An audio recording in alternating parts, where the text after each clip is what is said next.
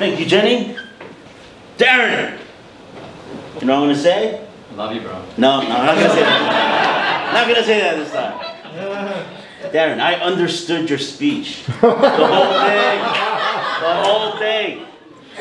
And I think the speech is so appropriate because Darren is a man known for his what? His determination, right? Just him standing up here makes you feel determined to get through his speech, listen to it all. Darren is a man of determination. Oh, that's a low one. No, it's not. All right, so I think the speech was great. It has a lot of potential. I know this is your contest speech, and I want to give you my genuine, like I always do, suggestions, right? So first, before I give you, just skip right to the suggestions, let me ask you, do you usually take my suggestions, or after you do it, you just kind of throw it out? Yes, I did. You take it? Yes. Okay, good. I tell the story, how the story is going to end, and how, and I put how in my story. Oh, there's a man of determination right there. So good, thank you. Well, you know, it's fine. Whatever you're doing, whether you're taking my suggestions or ignoring them, you're doing something right. Because you're making these contests, you're doing a great job, and I see your growth. Okay, so I think the main part of my suggestion is based around the fact that every story has a background, a build-up, right? I'm sorry, a background and a slow build-up towards the climax.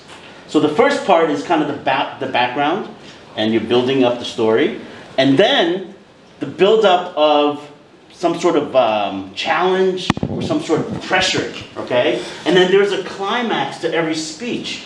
And sometimes when you're reaching that, you're doing this build-up, not only is your voice getting louder, but your speed of speech also tends to get louder.